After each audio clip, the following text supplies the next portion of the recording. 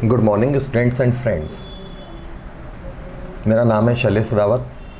आज का हमारा जो हॉट टॉपिक है डिस्कशन का वो है NTSC national talent search examination. आज का ये जो टॉपिक है, कई लोगों को इसकी थोड़ी बहुत नॉलेज होती है बट बहुत ज़्यादा नॉलेज नहीं होती। तो आज मैं सब बच्चों को और उनके पेरेंट्स को गाइड करने वाला हूँ नेशनल टैलेंट सर्च एग्जामिनेशन के बारे में। बात आती है एग्ज़ाम कहाँ होता है, कब होता है, क्यों होता है, इसके क्या फ़ायदे हैं। नाम सुना होता है लेकिन जब तक फ़ायदे का पता नहीं होता कोई भी उस चीज़ के लिए सीरियस नहीं होता। ये बहुत प्रैक्टिकल बात है। तो आज का जो वीडियो है ये छोटे बच्चे जो 9th-10th लेवल तक के लिए अपना कैरियर बहुत अच्छा बनाना चाहते हैं उन लोगों के लिए बहुत इंपॉर्टेंट है। तो हम लोग टाइम ज़्यादा वेस्ट किए बिना चालू करते हैं नेशनल टैलेंट सर्च एग्जामिनेशन के बारे में इंफॉर्मेशन शेयर करना।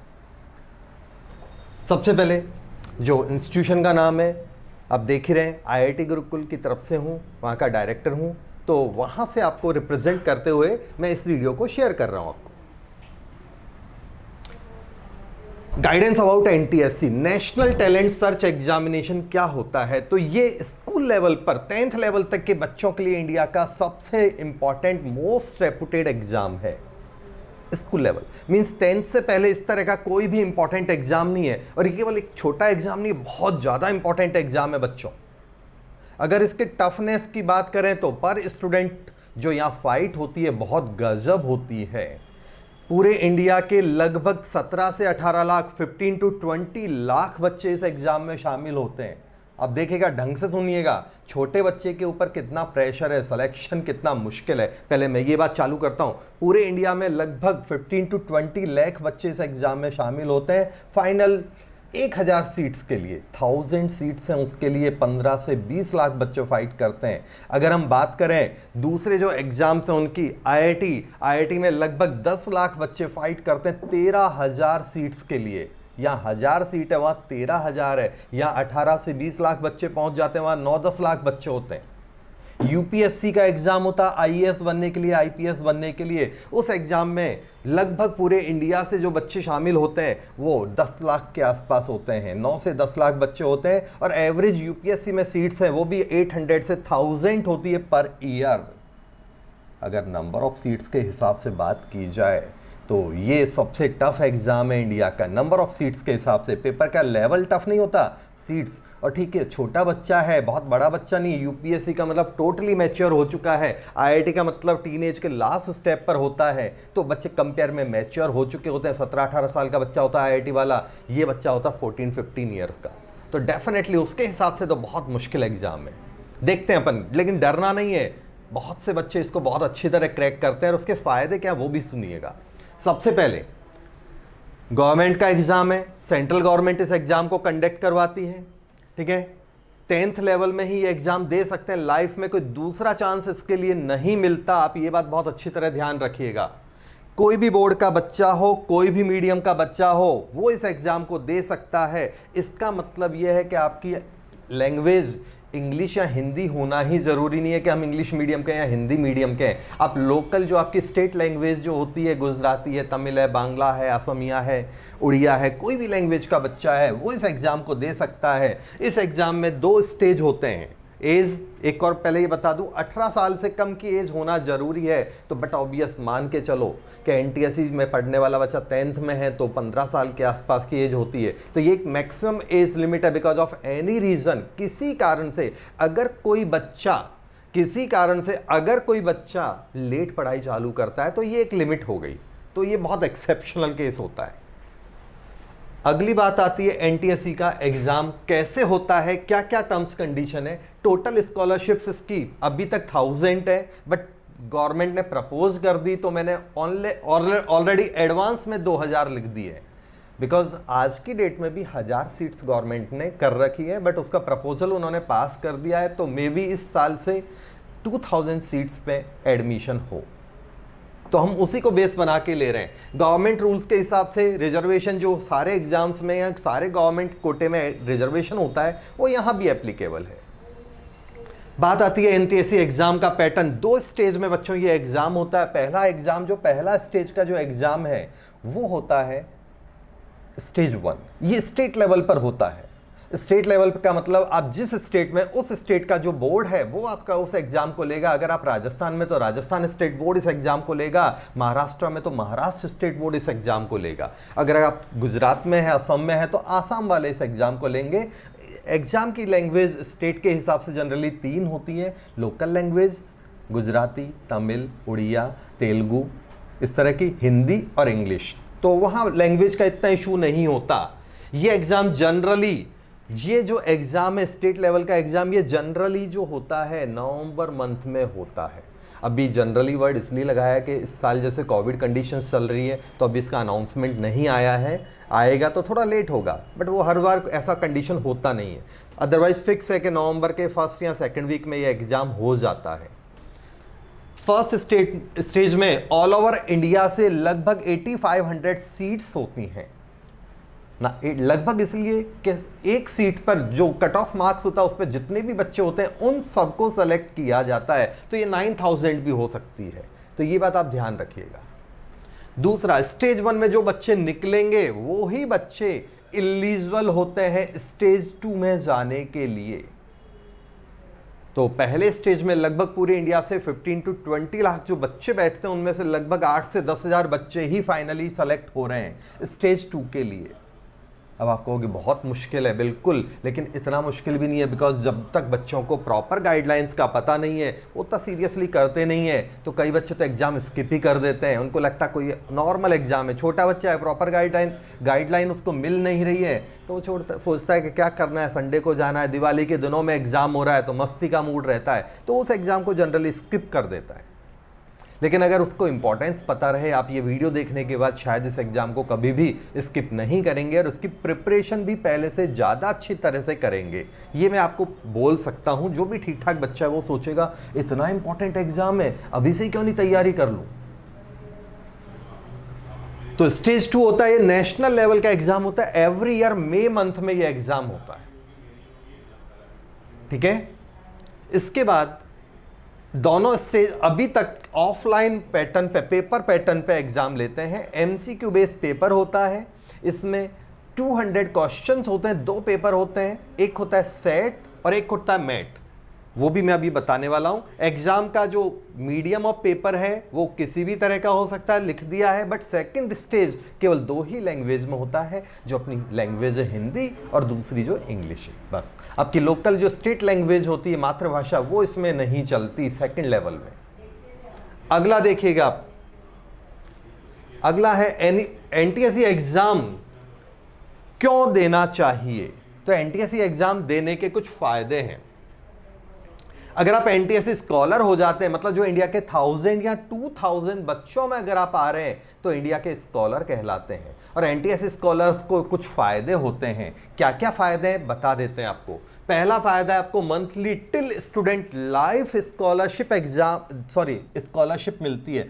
लाइफ में दोबारा कोई स्कॉलरशिप एग्जाम देने की जरूरत नहीं है। दोबारा ढंग से सुनिएगा, ये फायदा बच्चों को नहीं पता होता। उनको पता है कि लगभग 1250 से लेके 1250 से लेके 2000 स्कॉलरशिप मिलेगी। नहीं, ये स्कॉलरशिप बेसिक लेवल की स्कॉलरशिप है। अगर कोई हायर लेवल की स्कॉलरशिप एप्लीकेबल है तो वो ऑटोमेटिक आपको मिल जाएगी। लाइफ में दूसरा स्कॉलरशिप एग्जाम आपको नहीं देना, रिसर्च वगैरह के स्कॉलरशिप ऑटोमेटिक क्लब हो जाती है। और जब सेकंड लेवल हाई लेवल की स्कॉलरशिप आपको मिलती है ना बच्चों, तो ये वाली बंद हो जाती है। ऐसा नहीं कि आप 5-5 स्कॉलरशिप एक साथ लोगे। क्लियर, ये ध्यान रखिएगा। दूसरा, direct admission in triple ITs हो जाता है। ट्रिपल आईटी हैदराबाद में आपको डायरेक्ट एडमिशन के चांसेज होते हैं विदाउट एनी एग्जाम।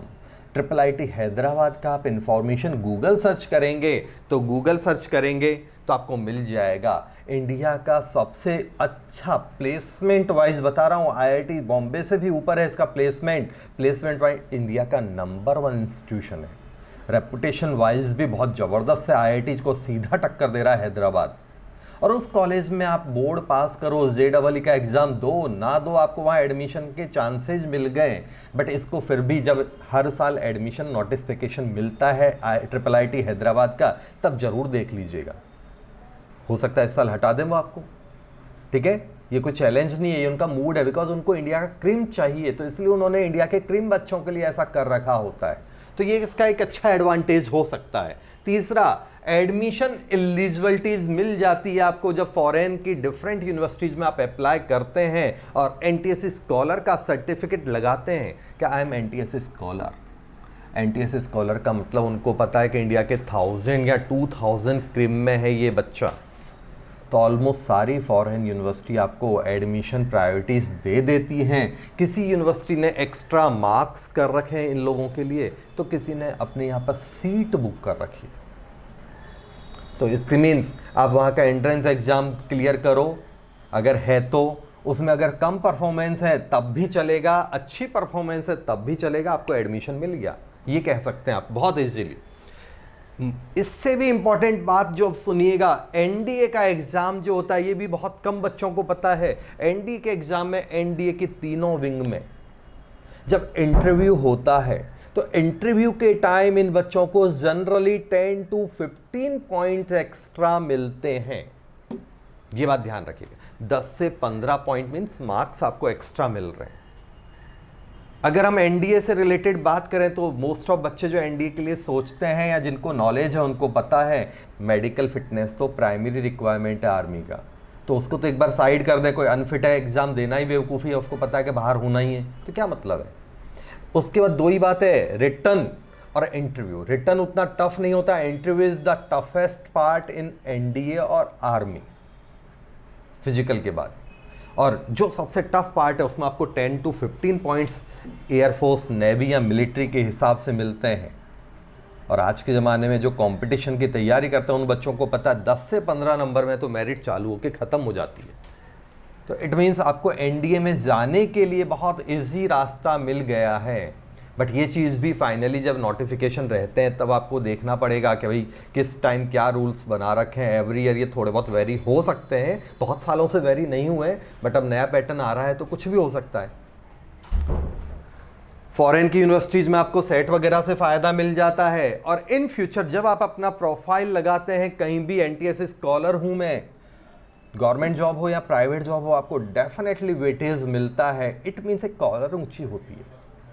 अब जब भी कभी ढंग के समझदार लोग, पढ़े लिखे लोग, जिनको एनटीएससी की इंफॉर्मेशन और इम्पोर्टेंस पता है, उनके बीच में जब आप बात कर रहे हो और बोलते हो कि I am the NTSC scholar, मैं एनटीएससी स्कॉलर हूँ अपने टाइम का, तो डेफिनेटली आपकी रेपुटेशन एकदम ज़बरदस्त हो गई। वो जान गए कि ये इंडिया के टॉप 1000 बच्चों में है।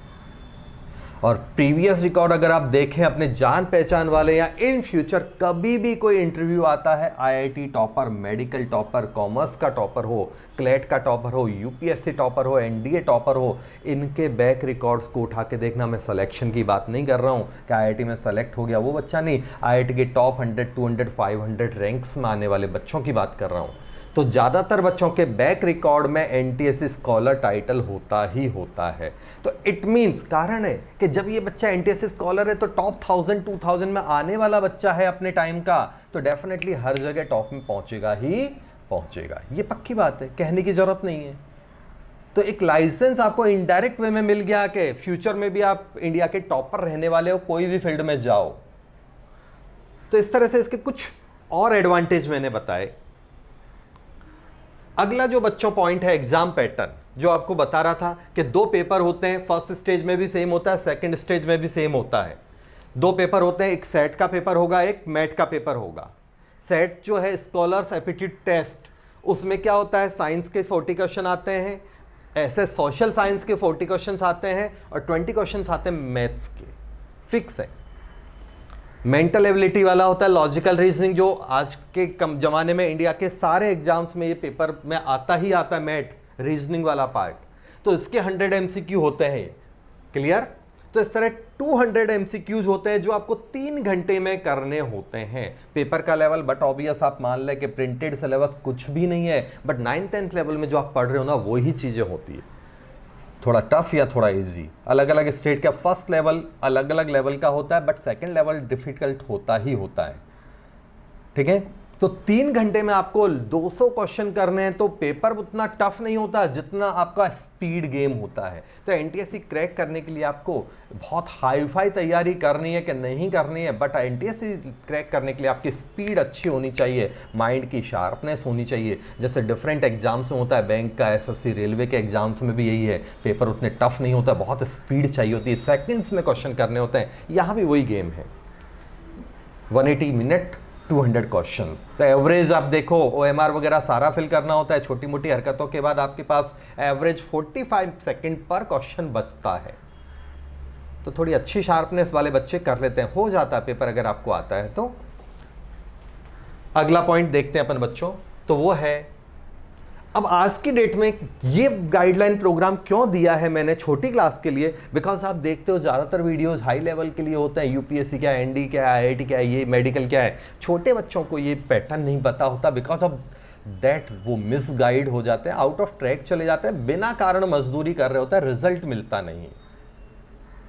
आप बहुत अच्छे बॉक्सर हैं, आप अगर फाइट जीतना है तो सीधा सा पंच कहाँ मारोगे, जहां पर पंच मारने से आपको पॉइंट मिले। फेस पे मारने के 5 पॉइंट है तो फेस पे मारो, पीठ पे मारने का 1 पॉइंट नहीं, आप पीठ मार मार के उसकी रीढ़ की हड्डी तोड़ दोगे तो भी फाइट तो जीतने वाले नहीं हो ना, फाउल और हो जाएगा, गेम से बाहर हो जाओगे। तो वही बात है, आप कितनी मेहनत कर रहे हो वो इतना मैटर नहीं करता, कितना सिस्टमेटिक मेहनत कर रहे हो वो मैटर करता है। तो ये बात आप ध्यान रखिएगा। तो ये जो वीडियो है ये इस बात को मेनली आपका बता रहा है। देखिएगा, आज की जनरेशन के सबसे ज्यादा इशू क्या है, फॉलो टू क्राउड, क्राउड को फॉलो करना है, मेरे को मेडिकल में जाना है, मेरे को इंजीनियरिंग में जाना है, मेरे को कॉमर्स में जाना है, इस फील्ड में जाना है, उस फील्ड में जाना है। खुद का कैलिबर पहचाने बिना दुनिया जैसे चलती है, भेड़ चाल बोलते हैं हिंदी में, क्लियर, तो उसमें चले जाते हैं और बाद में कई बच्चे उस भीड़ में खो जाते हैं, जो नहीं होना चाहिए। अपना स्किल पहचानो और उसी के हिसाब से फील्ड सेलेक्ट करो, बिकॉज अगर आप अपना स्किल पहचानते हैं तो आप किसी भी फील्ड के टॉपर बन सकते हैं। पटनायक का आपने नाम सुना होगा, सुंदर पटनायक। किसी को नाम क्लिक नहीं हो रहा, कोई बात नहीं, मैं बता देता हूं। ये ऐसा बंदा है कि जिसने अपना कैरियर मिट्टी, समुद्र की मिट्टी से शुरुआत की। उसने पता नहीं क्या सोच के चालू किया कि मैं मिट्टी की मूर्तियां बनाऊंगा समुद्र के किनारे। अब नाम आपको क्लिक हुआ होगा, मैं किस शख्स की बात कर रहा हूं। यस, आप देखते हो आए दिन जिसका पेपर में फोटो आता रहता है कि पटनायक ने समुद्र के किनारे गणेश जी की मूर्ति बनाई, कोई और चीज़ पे बनाई, और कोई मतलब फीचर पे बनाई, और इतनी ज़बरदस्त मूर्तियां होती है उसकी, पानी के साथ मिट जाती है, टेम्परेरी होती है, बट इतना फेमस हो गया कि वर्ल्ड फेमस है। आप कोई सोच नहीं सकता कि उस फील्ड में भी वो कैरियर बना के वर्ल्ड में फेमस हो गया। तो हर फील्ड में बहुत अच्छे स्कोप है, आप अपना स्किल पहचानो, आगे बढ़ो। पहला, ठीक है ना, वेरियस फैक्टर्स से आप लोग इन्फ्लुएंस हो जाते हो, इन्फ्लुएंस आ जाता है, ये वो माहौल देख के, वो नहीं होना चाहिए, ठीक है ना। पेरेंट्स का बर्डन, मैं पेरेंट्स हूँ, मेरे को आईआईटी में जाना था अपने टाइम में, मैं नहीं जा पाया, मैं अपने संतान को बोलूंगा बेटा तेरे को आईआईटी में जाना है। अरे भाई मैं नहीं गया तो उसका कोई ज़बरदस्ती है? हो सकता है वो कॉमर्स में जाना चाहता हूँ, मैं ज़बरदस्ती साइंस में क्यों डालूँ? तो ये चीज़ को हमें इग्नोर करना चाहिए, ठीक है ना। करंट ट्रेंड को अवॉइड करो। मोटिवेशन और विजन जो सबसे बड़ा नेगेटिव फैक्टर है अपने यहाँ का, देश का, कि बच्चों को प्रॉपर गाइडेंस नहीं होती, एक ये भी काफ़ी बंदा है।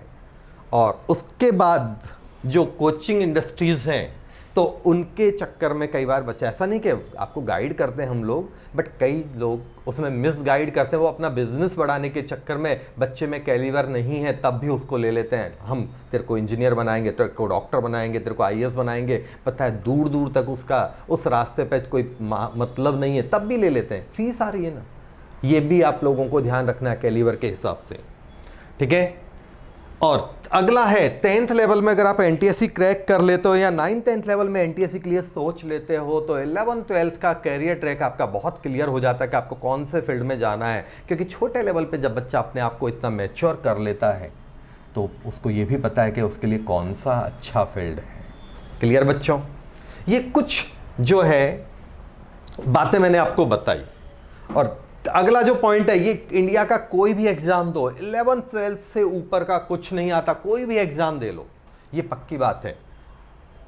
लास्ट अपनी बात खत्म करना चाहूंगा, एक ही वर्ड यहां लिखा हुआ है, उसको जरूर देख लीजिएगा आप। क्लियर? 1 मिनट में जिंदगी नहीं बदलती, बहुत फेमस शॉर्टकट है। तो 1 मिनट में ज़िंदगी नहीं बदलती, लेकिन 1 मिनट सोच के लिया हुआ फैसला पूरी ज़िंदगी बदल देता है। तो जब भी कोई डिसीजन लें आप, तो शांति से, कूल माइंड से सोचें कि उसके प्रैक्टिकल एस्पेक्ट क्या है। जल्दीबाजी मत करें, दुनिया क्या कह रही है, दुनिया में क्या चल रहा है, लोग क्या चाह रहे हैं, उसके हिसाब से डिसीजन ना लें। आपका दिल और दिमाग क्या कह रहा है, उसके हिसाब से सोच के डिसीजन लें। हो सकता है आपकी पूरी लाइफ बदल जाए। मिलते हैं एक नए हॉट वीडियो के साथ बहुत जल्दी ही। आज का ये वीडियो एनटीएससी से रिलेटेड था, स्पेशली 8th 9th 10th के जो किड्स होते हैं, छोटे बच्चे, उनके लिए ट्राई किया कि कुछ अच्छा आप लोगों को दे पाऊँ। तो बहुत जल्दी मिलता हूँ मैं आपसे नए हॉट वीडियो के साथ। तब तक के लिए नमस्कार, थैंक यू।